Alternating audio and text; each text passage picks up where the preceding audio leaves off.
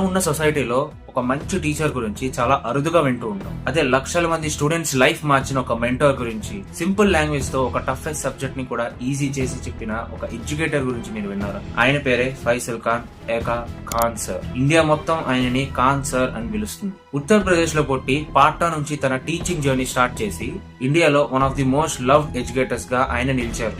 ఆయన స్టైల్ అసలుకే చాలా డిఫరెంట్. పూర్ స్టూడెంట్స్ కి చాలా ఎఫోర్డబుల్ గా ఎడ్యుకేషన్ ఇవ్వడం, మోటివేషన్ తో కాన్ఫిడెన్స్ ని ఇవ్వడం, ఇవన్నీ లక్షల మంది యూత్ ని ఇన్స్పైర్ చేశాయి. కానీ రీసెంట్ గా ఆయన పేరు ఒక కాంట్రవర్సీలో వైరల్ అయింది. పాట్నాలో ఆయన కోచింగ్ ఇన్స్టిట్యూట్ బయట ఒక వైలెంట్ క్లాష్ జరిగింది. కొన్ని రిపోర్ట్స్ ప్రకారం అక్కడున్న సెక్యూరిటీ గార్డ్స్ ఫైర్ చేశారని అలిగేషన్స్ వచ్చాయి.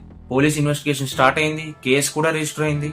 అప్పటి నుండి కొన్ని media channels and social media pages ఆయనని నెగిటివ్ గా చూపించడం స్టార్ట్ చేశారు.